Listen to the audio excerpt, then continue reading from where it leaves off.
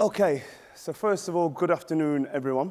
It's a pleasure to be here and share my story with you. I am a former footballer of 20 years now, 25 years. Retired 8 years ago. Feels like only a year ago, honestly. Time just whizzes so quickly. And I want to take you on a little story, only a couple of minutes story, that I was a young boy who dreamed of being a footballer. I grew up in a place called Nottingham. Not from the most. Anybody from Nottingham? Yes. A few Midlands with us. So I grew up in Nottingham, supported Nottingham Forest in the late 70s, and had a real passion to become a footballer. When I was a youngster, I used to roll up socks and throw them up in the air and practice with my left and right foot. That's how I really started to engage in football. And I was really fortunate at 15 years old to enter my first professional football club, a club called Notts County, who are sadly now in non-league. I was there till I was 21, managed to play in the early 90s in the Premier League with Notts County, and fulfilled a lifetime dream of mine to play at Wembley at a very young age. I had always supported Ian Wright. He was my hero. I used to watch him, and I was fascinated with him playing for the Gunners, Arsenal. And I used to collect the football stickers. And my debut, my first game, was at Highbury against a then record signing, Ian Wright, £2.5 million he was back then, which was a lot of money. At 21, I left Notts County, went to Birmingham City, where I had 9 years. That's where I had the real bulk of my career. And that, again, was successful, playing in League Cup finals against Liverpool, playing for Jamaica, my parents' place of birth, and also fulfilling my dream again to play the Premier League. At 30 years old, it started to turn a little bit. All of a sudden, I went to Derby County 5 years as captain. I was there till 35, but I started to realise my body wasn't acting as I was always used to. It was aching, it was creaking, and it wasn't as quick as what it used to be. I was told about education, but always thought contracts would be fine. And I'm a footballer, this is what I do, high-performing athlete, I'm fine. Didn't take any notice of it. At 35, all of a sudden, the career started to go back down. No longer at the top level of English football, was now playing at League Two. My wages had drastically been cut. And there was a reality that your time was coming to an end. I'd never prepared for this. But what I had started to embark on was a loss of identity, which really, really hit me. I retired at 37. I'm still a young man. But what am I going to do for the rest of my career? Football was all I'd known. And I couldn't back then match the skills of football in the business world or whatever sector you wanted to call it. So I was lost. When people used to ask me at 37, 38, what are you doing, who are you? I didn't know what to say. I went from playing in front of 100,000 people, 75,000 people, now to walking my son to school at 9 o'clock in the morning and picking him up a half day at 12 and making spaghetti on toast in the afternoon and sitting down in a chair thinking, what has happened? I was no longer the star of the show.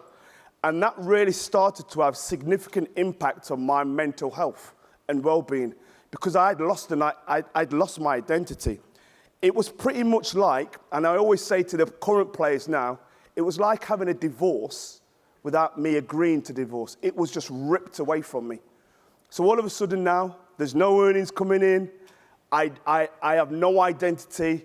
I'm 36, 37 years old, with another 30, 40 years of my life, hopefully, to go. What am I going to do? And that was the question that I was posed.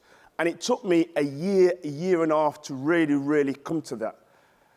Now, you might say that our footballers are okay, but I guarantee you, there's footballers in Finland, in Latvia, in Belgium, in League One, in League Two of the English football leagues that are going to be facing the same crisis that I came to, because they're not earning a great deal. What we hear about are the real fantastic players like Ronaldo that earn significant amount of money, but they're at the top of their tree. And I'm going to tell you this. There's data and research out there to show those who are even at the very top can actually start to come down. Messi's been investigated for tax reasons, as has Ronaldo. Now, these players are still earning so they can actually pay that off. There's players who have made significant investments that now are being brought to bear. So there's players at the top end who are now going to start thinking, hold on a minute, I'm not playing the game, but all of a sudden I'm being looked at by the tax authorities, pension plans.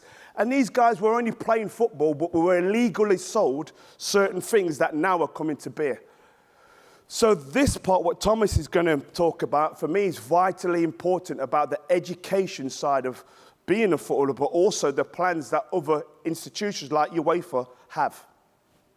Thomas. Thanks, Michael. Thanks a lot. Thank you.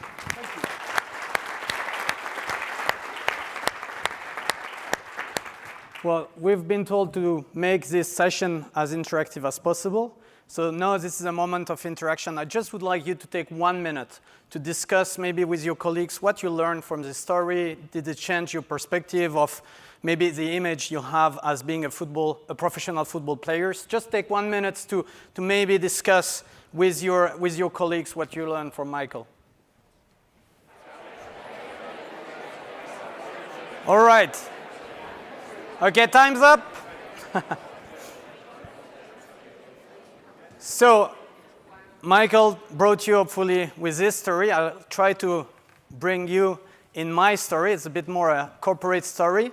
I have to say, in comparison with other sessions, this session might be more kind of a case study. So I hope you will listen to more about football, probably in my presentation rather than learning, but hopefully there are some bits and pieces you can then apply to your own realities, to your own industries. So we've seen with Michael that, you know, despite most of us associate being a professional football players with a kind of lifestyle which sounds very cool, very attractive, actually there are also a lot of challenges associated to playing the game at the highest level.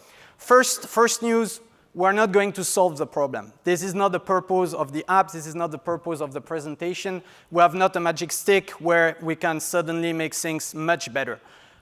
The purpose of this app, this solution, is actually to start a discussion about it, to start engaging with players to, you know, not hide the stories under the ground, but really, start speaking about it with the players, putting a few elements in their mind that they are prepared at least to address this kind of issue. We have a major problem at UEFA in doing this, is that we have no direct touch point with the players. Think about it again to apply in your own industry. Which kind of tool would you use when basically the people you are trying to educate are not basically in direct contact with you? The players are basically belonging, or they have their contract with the clubs. Sometimes they play with the national team. That's where they basically have human interaction. But with UEFA, we are a very distant organization. So in order to do so, we had the first idea we had is, okay, let's go digital, let's go with an app, because if we manage to put the app in the hands of the players, at least we can talk directly with them.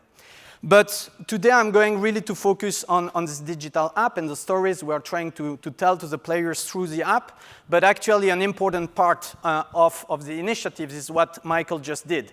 We are actually also trying with the clubs, with the players' union, with the national station, engaging with us in this dialogue with the players. We're trying to create touch point with the players. We're trying to also organize face-to-face sessions where we bring people like Michael to basically engage in discussion with the players. And then we try to put the app in the hands of the players, and then hopefully they keep using the solution. When we started the project, we thought, okay, which kind of resources do we have? And one of the key resources, actually a program where Michael and me met, is a program also offered by UEFA. We started 5 years ago, a fully face-to-face education programs for players who just retired and who wants to continue their career in football, but as administrator. This is called the UEFA MIP, the Master for International Players. And again, is kind of an executive master, kind of MBA for professional players who want to see their future in the game, but as administrator.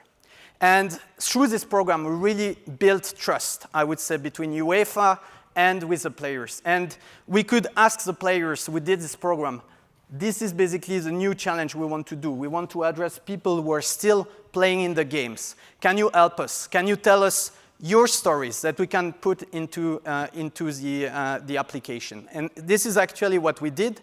We had really the fantastic luck that all the players trusted UEFA, gave us a lot of time for free to us, gave us their image also, and we have actually built all the stories I'm going to present to you with them. So they were really part of the development of the solution, to have really true stories to tell to the Korean players. We went even a little bit further. We used a company called Cirrus Factory, who really, managed with their solution to build immersive scenario. And what we did is we thought, okay, it would be cool that if while you are in the game, you are not speaking to whatever avatar. You are actually speaking to real players. So we have actually digitalized all the players who accepted to play the game. And in the game, the players are actually meeting real players who tell their own stories. Before I go too far, I'm actually going to present you now the different modules. I just would like to give you the concept of the application. I'm going also to show you a short video. The app is divided into 8 learning journeys. It's 8 stories based on 8 topics we wanted to address with the players. On top of them, there are actually a few features which are quite interesting. First of all, the whole game is actually a game. It's based on gamification. So you progress in the game, you earn points, is the normal stuff. So you have a global leaderboard. Every month, the most active players, the ones who went the furthest in the game, who use the app the most, who solve the most exercise, they earn points, and they can earn for them or their team gifts delivered by UEFA. We have also a resource center. This is a place where they can find all the tips, all the managerial tools, all the contact details we share with the players in the app. The particularity of the way we imagine it is like in a role-playing game. You do not start with your warriors with all the weapons at the beginning of the game. So here is the same. More you speak, more you encounter players in the game, more you are going to be given tips, advices, contact details. So your resource center basically progresses with your progression in the app. We also wanted to give incentive to the players to go back to the app. Not only to use the app as a learning tool, but also to consult some cool stuff. So, for instance, they can access their football statistics in the app. Only the data, we only have data for competition organized by UEFA. But if you go on your app and you are players, you can see how many passes you completed, how many minutes you played, how many scores you goals. Basically, again, this was a trick to make sure the players go back to the app. We wanted also the app be the only touch point between UEFA and the players when basically UEFA is not in the room. So the app also allows us to do some live streams, for instance, webinars. And in addition, we put some weekly news onto the app. One particularity of the app, if we wanted to make sure the players can really engage and really understand what we're telling. That's why we translated the app into 11 languages. Don't ask me why 11. But this was actually a technological challenge. We can also discuss about it during the Q&A, because there is 8 hours of content into the app.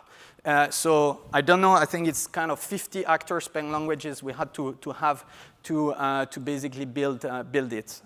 I'm just going to show you a video so you can see a little bit the look and feels of this UEFA for Players app.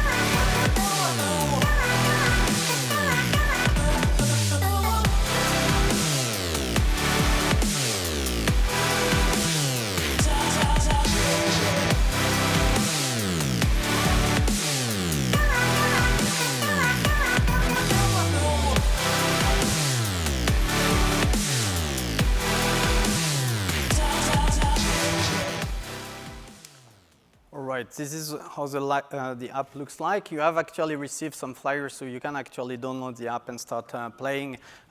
You can also go to our partner Serious Factory after the presentation or later on in the conference to try the app. Actually, I'm just going to tell you the 8 stories, I mean, in a nutshell, that we have done in the application. The first module, and when I say first, you can actually navigate on the map of Europe in the order we want, is the most corporate one, is about My UEFA, because we realize that players do not know, really what UEFA is. They play our competition. So for instance, if I ask the room, how many competition do you know, do you think UEFA is organizing a year? You just need to shout. 20? Well, that's pretty close. We have actually 19. 20 will be actually next year, in 2 years' time with a new Tier club competition. So that's a very good answer. But actually, what players and what most people don't know is that before being a competition organizer, the main mission of UEFA is actually the development of football in Europe. This is a non-for-profit organization, despite we earn a large amount of money, but all this money is reinvested for the development of football in Europe. Sorry, on the stories we were telling here is actually we are bringing players to UEFA. So they take a plane, they land in Geneva, they go to Nyon, and in Nyon they can visit basically UEFA headquarters with Bruno Cherou, with former French international players, and they are meeting basically UEFA colleagues telling them about their daily job. So that's basically the scenario of the first module. The second module is about anti-doping, and here we have 2 sub-scenarios. First of all, by ballot, at the end of a game you are drawn to be tested. So we're going to explain you the different process, how does it work. And the second scenario is the one you see on screen, is actually you are at a friend's, you're visiting his new apartment, and basically you have some different products in the flats. You have from toothpaste to vitamin supplement, and you have a discussion with your friends.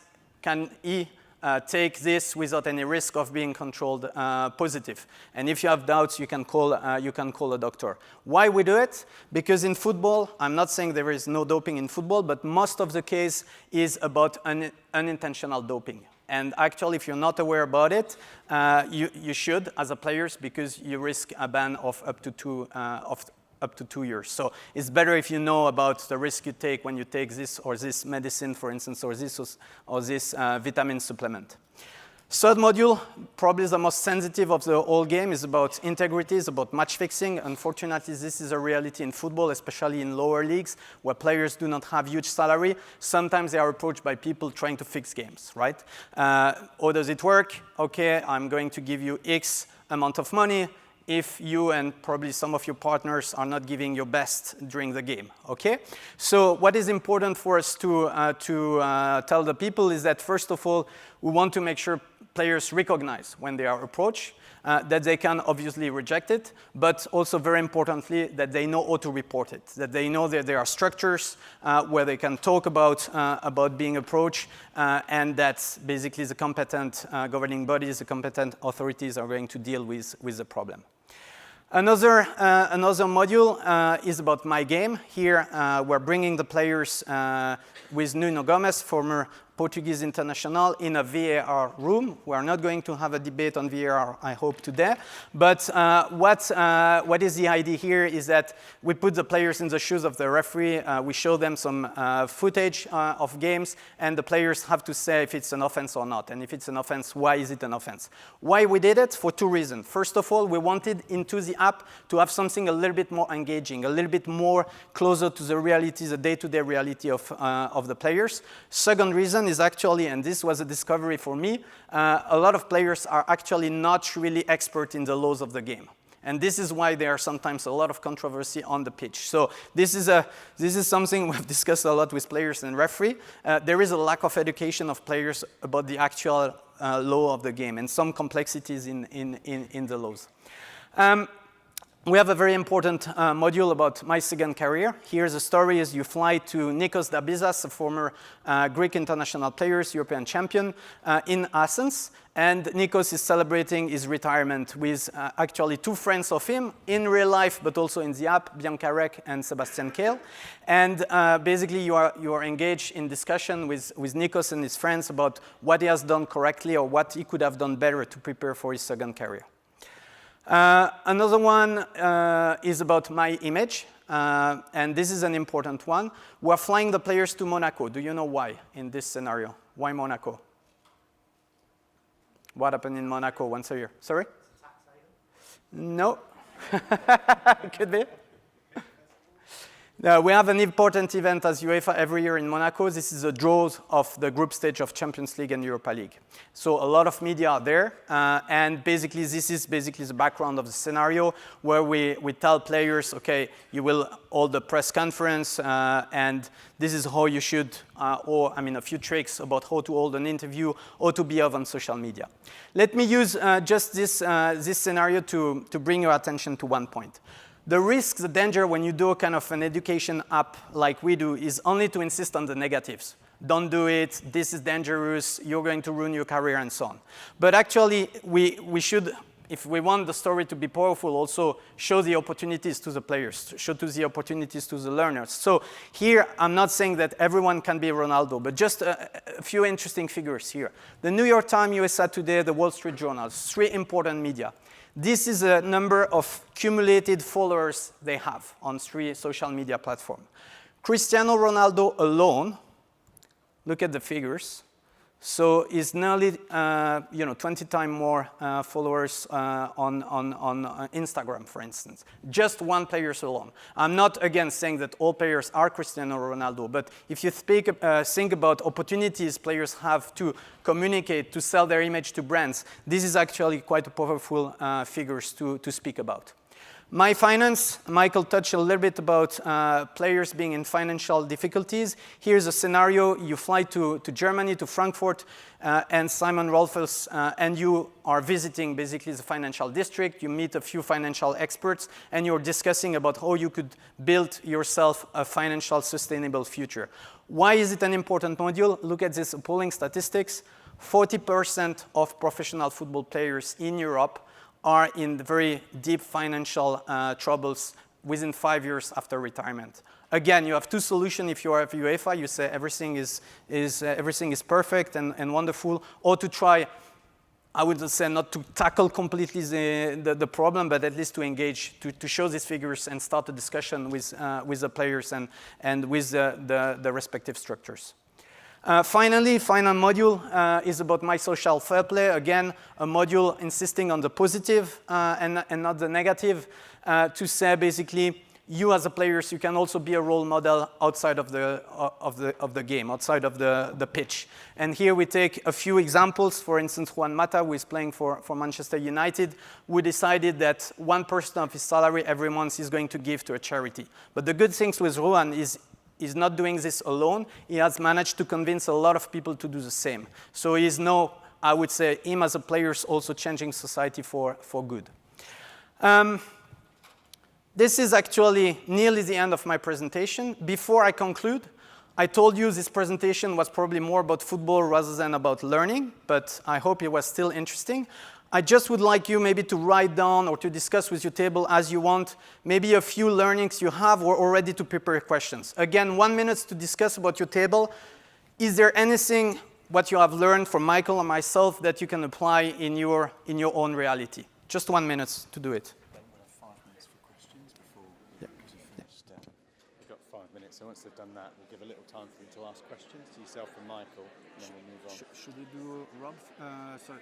Should we do the second presenter first? Let me just. What do you prefer? I think the time, so long as Danny's happy with the time. Okay.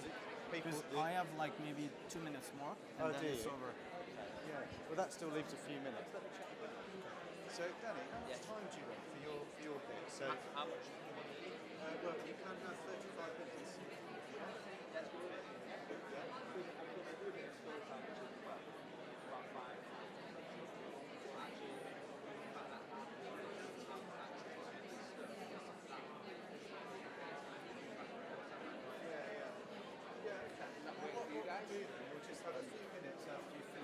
3 minutes for questions, and then we'll move on. Okay. Because otherwise people have to remember their questions for you Okay, till the very end. good. So Okay. then we'll do questions for you. There won't be any questions for me because I'm going off stage. I leave you guys. Right. So it's fine.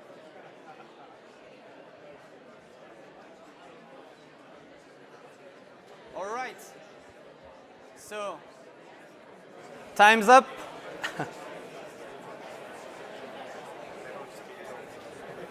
So hopefully you find some questions for us later and some relevance also for your own stories. Let me just suggest a few hints or a few things where I found we have been quite good at, and some where maybe we need your expertise to be better at. The main strength actually for us was to remain authentic. And in a story, it's very important that you're true and that the story looks kind of true or is amazing enough to impact the players. This is why we were really lucky, I would say, to build the whole process together with the players having done the MIP. Of course, a good story always goes with good visual, and here I think with the technology we have chosen, we were able to talk about immersive stories and about also interactive stories with the gamified content. I mentioned the 8 hours.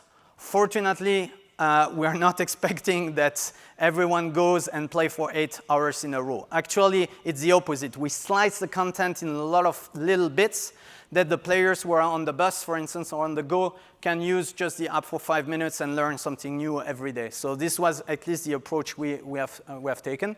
And also, I mean, the investment we made allow us to translate the app into 11 language. Again, when you choose the technology which allows this in a reasonable way. In terms of our main challenge, I didn't mention, but the brief was we need to be relevant for everyone. And this is very difficult when you tell a story. We had to be relevant for players at the beginning of their career, at the end of their career. We had to be, it's only professional players, fortunately, but still, for women and for men, for futsal players and for football players. So it was quite difficult, and sometimes we had to do difficult choice. And actually, the reality is that some modules are probably more adapted to some categories of players. Also, difficulties, especially if you are governing bodies and administration like UEFA, is to stay away from corporate speech. Here, actually, I think, again, we had the chance to have the players. Still, there is in the app some sensitive content, such as anti-doping, integrity. We had also colleagues of UEFA involved, and for some modules, maybe they are a little bit less cool than they could be, but it's also very important that you deliver precise message and not only try to be cool, but also to be precise and to the point. Actually, speaking about being to the point, this was actually one of the first feedback of the first users. Sometimes we went a little bit too far in the story. So you had to wait 3 minutes to get, the first insight, the first lesson learned from me. So nowadays, people expect to find the information quite quickly. So be careful when you build stories that the first lesson learned is not coming too far, too much in time, and that you have the first lesson learned quite early in your stories. Also, I already mentioned this, insist on the positives rather than the negatives. It was one of the major pitfalls we could have had in developing the app. And also, if you have here a magical advice to give me, I'll take it. But still, it's not because you have a wonderful tool, a wonderful app that everybody is excited about it and everybody will use it. So at the moment, actually, the resource is not about app development. It's really about us taking our stake and going to the club and the players' union and the national association to convince them to organize face-to-face session using the app with the players. This is nowadays our main challenge, and this is why we're so fortunate, again, to have the players to create this direct connection with the new generation. That's all I had for you. I think we have a couple of minutes for Q&A. Brilliant, thank you.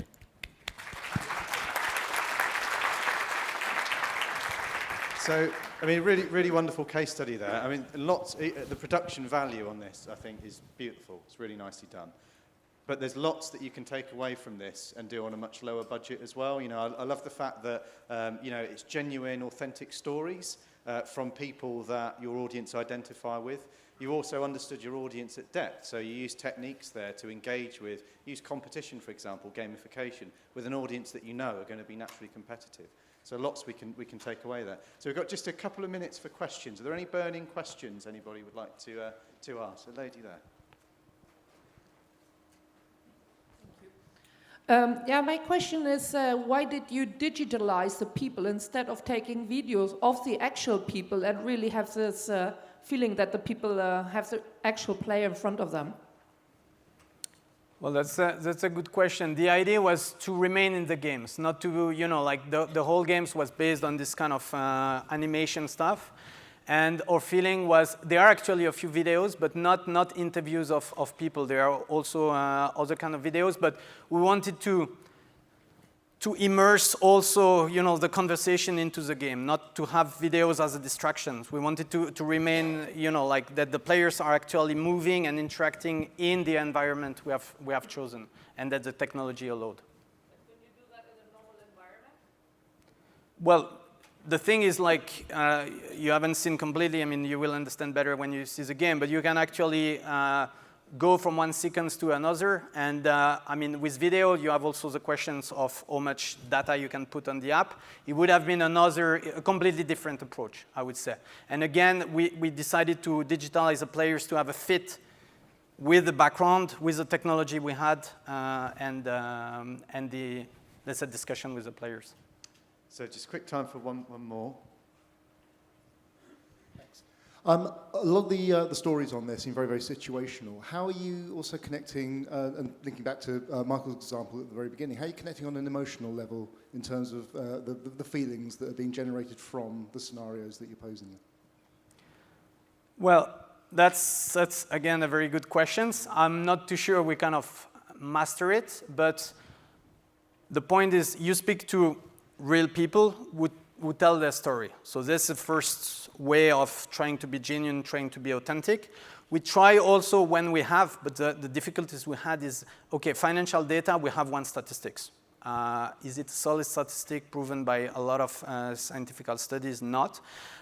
We have tried before, when we did our homework before starting writing the content, to try to find as many either good or bad stories as possible, and also some scientific robust figures that we incorporate into the game. So we try to surprise the people with, for instance, I don't know, like this 40% of players being bankrupt. We try to have for every scenario some key data or some key best practice or bad practice into the game to try to surprise the people. Brilliant, thanks again. So, Danny, I'm intrigued. I'm looking forward to this. And basically, shout and tell me what you want me to do to help. Yes, I will. Do we have a clicker? Yes. Perfect. So, I'll go over this side just because I prefer it, if I'm being honest. It's really interesting. When we got talking, when I was asked if I wanted to do a talk here, of course I said yeah, before knowing what I was getting into. And then when we sat down with Thomas and he's shown kind of what you guys was doing, I was like, this is awesome. Like, the impact what it'll have on, on players and stuff is vital. I mean, it got me thinking back to rolling out, not something similar, but this whole storytelling. And we rolled out a system, probably, this was with a previous company, probably about 4 years ago. And I won't name and shame the thing, but it was all about mobile and video. Video is the way to go. And then the tumbleweed came in when nobody wanted to get in front of a camera. So it's like, right, that's that done. And it kind of got me thinking, like, when I reached out to the people who should be producing these videos, I asked them, why do you not want to get in front of a camera? And why do you not want to tell these stories? And the two key points I heard was, I've got no stories to tell, and I'm no good at storytelling. The good news is, that was a blatant lie, what it was just telling myself. I firmly believe everybody can tell stories. Whether you're good at it or not is a different thing. I think sometimes you just need the right trigger in order to tell stories. Now, before I can get to where we're going with them bags on your table, I need to take you back in time. So it's usually around about 36,000 years ago. So we know storytelling has been around for years.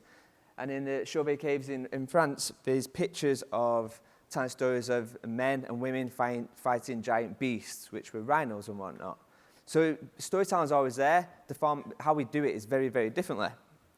Fast forward, and we get to around about Greece time. Yeah, Greeks. Greeks were the first civilization to, we think, to kind of start writing stories. So if you look back at them, we've got stories of a lady with snakes as hair. We've got a story about someone being shot in the heel with an arrow. So already the stories moved from this very visual right now to this very written. Fast forward a few more years, and we're here at fairy tales again, back in France. And if I can give you one piece of advice, do not Google the truth behind fairy tales. It will smash your childhood to pieces, I promise. I was looking at some of these stories, and Hansel and Gretel, basically talking about cannibalism. The other one was Sleeping Beauty. Obviously, Disney got hold of these fairy tales and turned them into what we know now. But yeah, have a look at the truth behind Sleeping Beauty. It's very, very dark. Anyway, so fast forward, and we get to around about 1940, and we get this thing now where the magic box, obviously what we now call the TV, but when we brought the TV in, we also got other kinds of storytelling. We got the news, we got pop music, we got pop videos, basically. So yeah, things started to change again back into this visual sense. And then, come around about 21st century, our storytelling changes again. We're kind of moving away from this long form to this really short form. You look at, let's say, TikTok now or Instagram TV. These are all just quick, short stories. Twitter basically created it, right? 160 characters, tell me a story. And then we're kind of getting to now, 2020. So we've got VR, AR, and whatever else are coming next. I'll leave it up to you to figure that one out. But the question is, have we gone full circle? Have we gone back to wanting to do visual storytelling more importantly? And I think it's a good question to ask ourselves. One of the key pieces of this is when they asked me to kind of talk about experience design and storytelling, this is how I design, okay? If anyone ever wants to say, how do you do stuff, I mainly do this. So this is a design flow what's probably took me from about 2010 to come up with. The first part is human-centered design. Actually find out what the real problem is. Because if you don't, we're probably just going to fix the wrong problem anyway. So I kind of like to see that as the understanding. We then move on to experience. What's that experience look like? Your experience can be broken down into many, many touch points. And I've kind of took most of them out just to make it a nice, clear image. But you have your big experience, your macro experience, and then it goes right down to a nano experience, which we're going to touch on in just a sec. And then you have this consumer-grade technology experience, which ideally should be the tech what you have in-house. We want to make our tech what we use in-house as easy and simple as the tech we use outside of work. However, I want to touch on this nano experience here, where the 3 dots are. So when someone says to me, what is nano experience and how do we design? And experience design can be 2 things. You can have one over here, which is all about concentrating on the whole journey and removing friction and creating that whole journey in various touch points. And then you have really deep immersive design. So if you look at, say, things like Secret Cinema, Punch Drunk, all these use immersive theatre. Disney's a great example. Go to Disneyland, you'll see experience design created throughout. But for me, nano experience is broken down into 3 key points. It's broken down to space, sense, and story. Everything's got a story, and the chances are, no matter where you are, you're in some form of space looking at that story. But today I want to talk about sense, and it's just one tiny aspect of experience design, but I want to see if we can use it to create some form of storytelling. And mainly the sense, what we're going to tap into is a sense of smell. So yeah, don't smell your bags just yet. So before I can kind of explain why this works, I need to kind of tell you a little bit about the sense of smell. Now, big warning. I am not a neuroscientist, so everything what I tell you now is a very watered down version of it. I'm sure you all know how to use Google, so you can figure that one out and go and look at it. However, I do have some links what I can share later on down the line. So how do we process the sense of smell? Well, the sense of smell was the first sense we developed before any others. So what that means is how we kind of process it is very different to every other sense. So most senses go through a relay system. It comes in, this relay system pushes a signal out to somebody to say, yep, that's vision, that's sound, that's whatnot. However, sense kind of like bypasses this. So Yeah, this is Henry the Hippo. The way the sense of smell works is the smell comes in through something called the olfactory bulb, which is this smell sensor. And again, I'm removing lots of little touch points out of this just to make it nice and clear. This olfactory bulb is attached to two parts of the brain. We've got the amygdala up here, which is associated to our emotions. And then we've got the one over here, the hippocampus, which is associated to memory and learning. So it's interesting how a smell can take us right back to a certain point.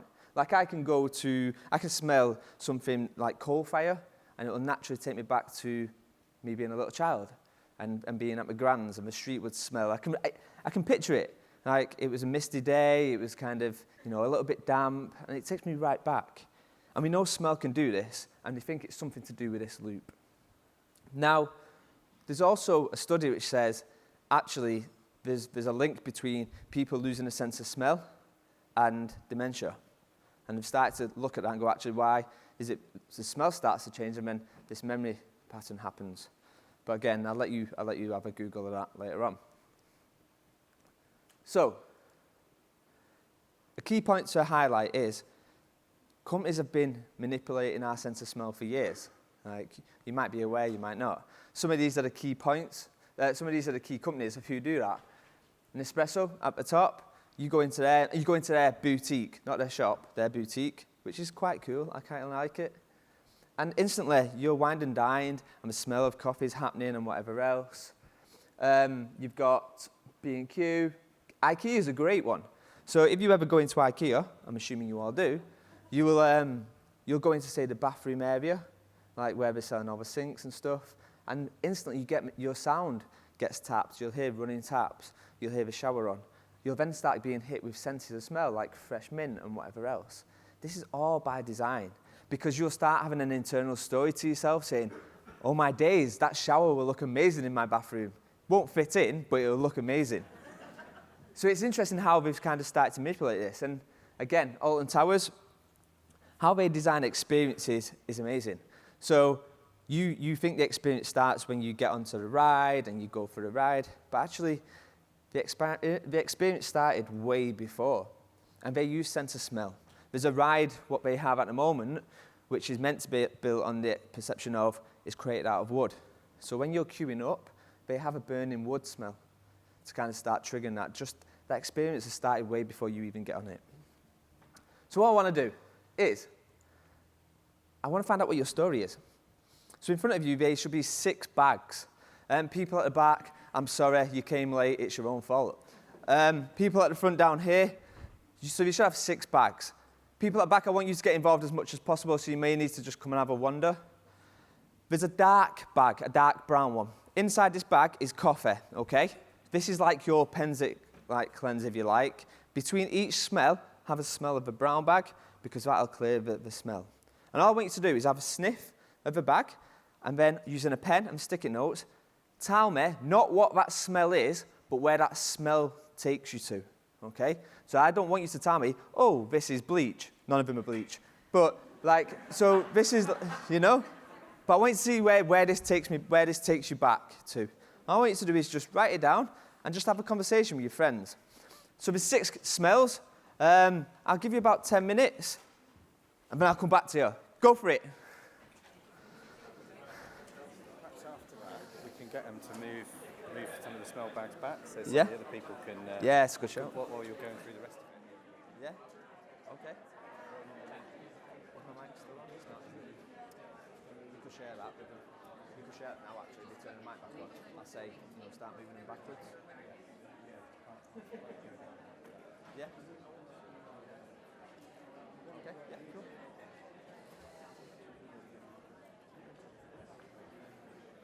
Everything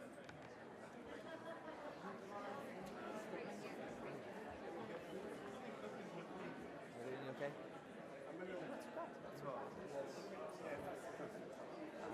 Okay. Really good. Really good. Yeah. So good. I didn't get to play with it. I got to see it. But yeah. Yeah. Well, I haven't passed out yet, so that might might be the end of the story. I'll just pass out. Yeah. Yeah. That's it. Planning.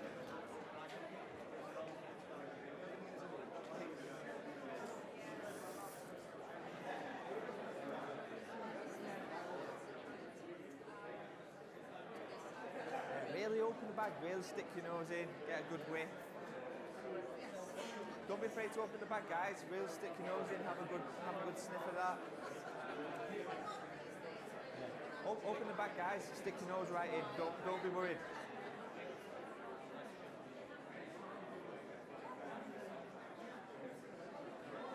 Open it up. Don't look in it, but just stick your nose in sometimes.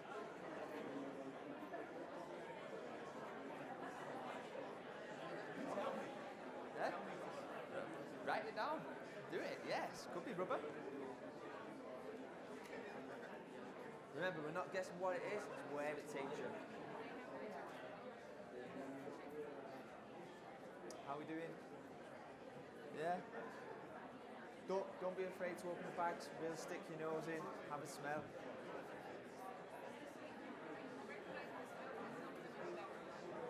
It might not. That's perfectly fine. It might not. How are we doing? You okay?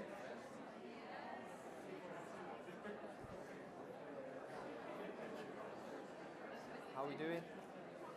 Yeah. Don't be afraid to open them. Really stick your nose in. Yeah. I just captured, I opened the bag and just went into the toilet and went, fresh air.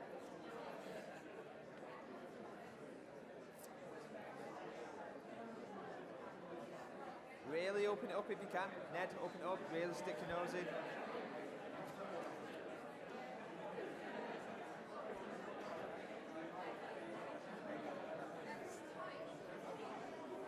How are we getting on? Yeah? Don't be afraid to open the bags, really stick your nose in if you like.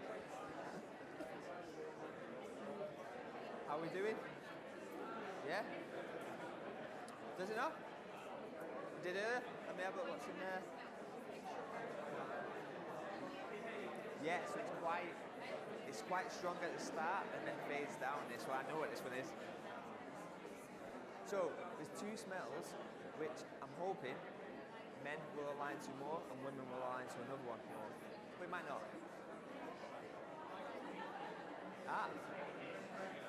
Okay.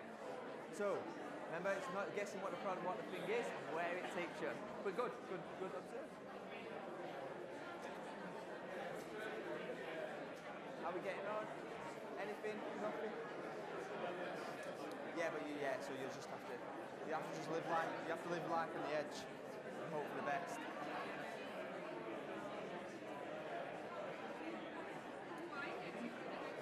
Sorry.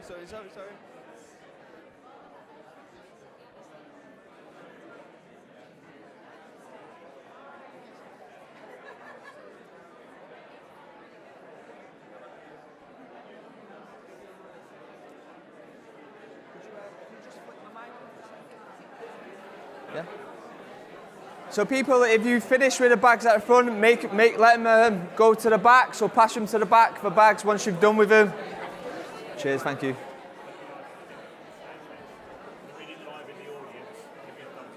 Oh, cool, thank you. Yeah.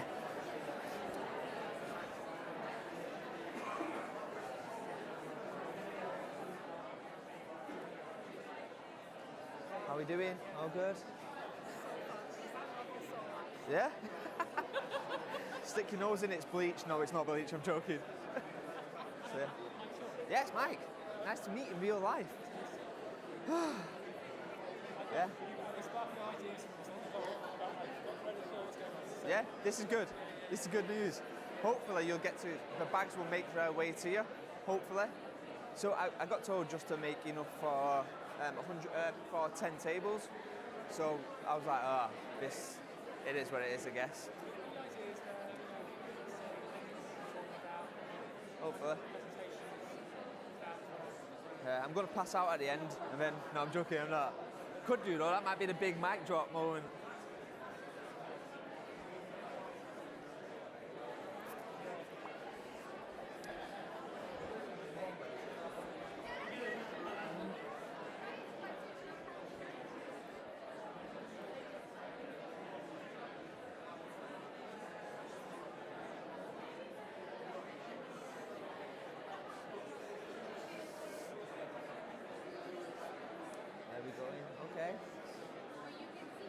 like it. Good. See where it goes. Probably nothing right now. I'll probably just pose a couple of questions to you, which is quite an interesting one. I'm probably just going to basically say is we can't promise learning if we all have different things for different senses. Might just be a bit provocative. I'm just figuring it out in my head in a minute. See what happens.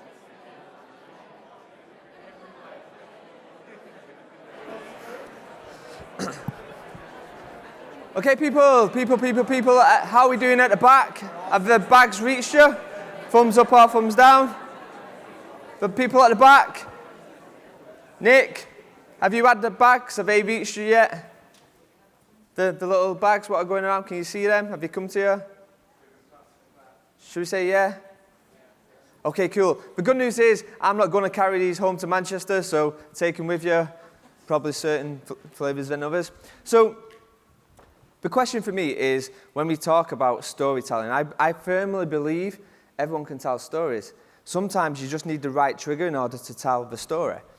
And actually, when you get under the root of it, everyone's got stories to tell. My podcast is basically that, it's storytelling. So I have 50% of my podcast is talking about learning. The other 50% is fundamentally just telling me about you. What shaped you, tell me where you was, what did you want to be when you was a child? So it's about understanding kind of, you know, if we need to get into people's storytelling and people who can't do storytelling, then maybe we should just ask them a little bit about them. What matters to them? Quick question, how many of you can remember your favourite teacher's name? Just raise your hands for me. Wow. Should we really be able to remember our favourite teacher's name? Like, I'm just going to go off my age so I don't offend anyone, but that was a good, long time ago. We shouldn't really be able to remember that. And fundamentally, there's a difference. They give us an experience, a positive one. It's the same reason why we can remember a bully's name. They give us a negative one. It's had an emotive, visceral response on us, and that is why we remember it. So, just random question, maybe Anthony will go with you. What random things came about? We found on it a lot of them childhood memories. Childhood memories, okay. Okay. School nurse, that's probably a fond memory. Very much so, Danny. Play-Doh, plastic toys. Ah. Like that came up, so lots of memories of fun with kids. Okay. Was there any what kind of was like a bit bit too much? I think the TCP one was a bit. Yeah. Yeah, that was pretty intense. So you bring up a good point actually. So there's two smells which I put in there, two scents if you like. One, I wanted to see what would happen. So one is kind of winter green, what footballers would put on, you know, when it comes to the sprained muscles or whatever, a bit of, you know. So that kind of took me back to me, personally, as playing football when I was younger. The other one, the pink one is pear drops. That's what that is. So that might take you right back to the childhood. On top of there, we've got a couple of others. We've got Play-Doh. So Play-Doh was in there, definitely. We've got mothballs. So I did some work with Punch Drunk, and they're an immersive theatre company, so you should check them out definitely. But it was interesting how they use smells to kind of really get this response in theatre. And they talk about how they lower ceilings to make you feel a little bit claustrophobic, and they use mothballs to try and take you back to an old person's house, like a little bit more airy and stuff. There's another smell in there which is Yuletide, so that hopefully took you back to a bit more festive memories. But I think it's the light brown one. I think that's wood smoke. So it's actually the scent what we use at Alton Towers for the fairground rides. That's what we use. The people who created these smells for me are the ones who do the smells for Alton Towers. Apart from the Play-Doh one, I just bought Play-Doh. So yeah, but it's interesting, right? Like, we all have different memories to different smells, right? Like, you know, I could ask you what yours was, Anthony, and mine could be completely different. And I guess I kind of want to leave you with a question, really, more than anything. If we all have different memories and different motives to smells, how can we promise learning? How? Like, I could go to a museum, okay, and I could see a dinosaur. And I can go, wow, it's a dinosaur. I'm going to get on with my life. Somebody else goes to museum, look at a dinosaur and go, wow, the bone density is this, the size is this. We have two different experiences. One is a learning, one's just an entertainment experience. So I guess the question what I want to have to you guys is, the next time you go into experience design, or the next time you come up with your next great solution for whatever it is you're rolling out, try and think about it in 3 key points. What's the actual problem? What's the experience? And if we need tech, if being the key point here, because tech we don't need all the time, if we do, how can that scaffold the experience and let it be an extension of the experience? Okay? So I guess, yeah, that's it, guys. Well done.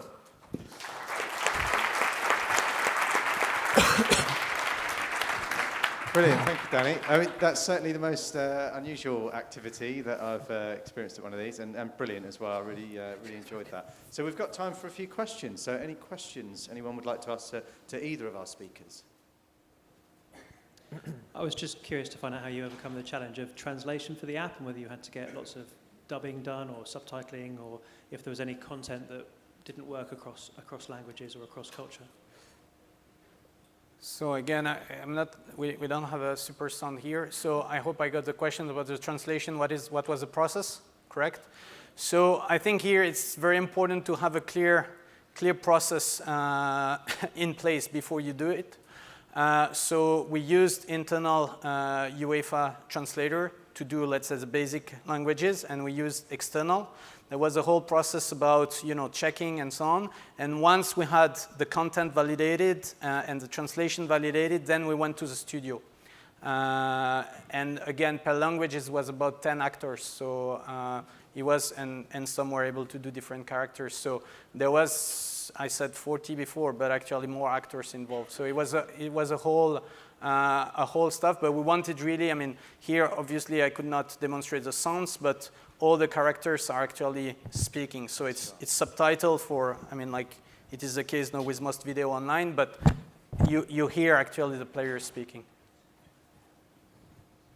So this might be for either one of you, really, but So you start. within the idea of storytelling, whether you're asking kind of like footballers to actually tell their stories, or whether you're talking about asking learners or experts, storytelling also tends to, at times, be impacted by exaggeration.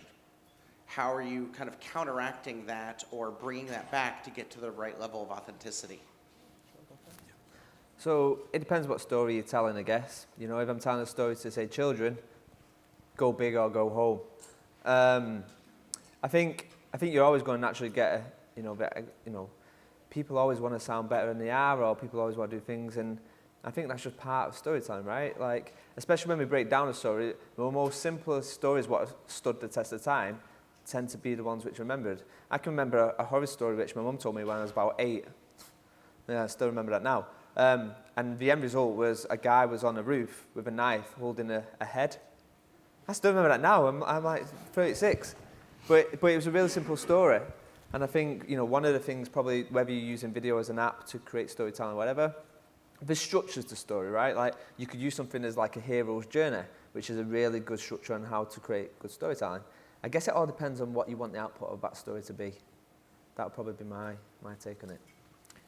And my way to answer your questions, maybe coming back to our actual project, if you see the players, I mentioned a few names, and you saw the players who were actually engaged in the app. It's not, let's be honest, it's not the most famous players. They were all international, they were all famous in their countries, but we thought also about it. Of course, there was also technical reason to this choice, but for us it was more important that the players who were embarked were there because they wanted to share their stories, their real stories. And we found also it would be good to have kind of successful but normal players in the app, because most of the players will not be the Ronaldo or the Lionel Messi. So we wanted to basically have this kind of players with the app, where we could really have time with them to work and remain, true. So this would be my answer to your question.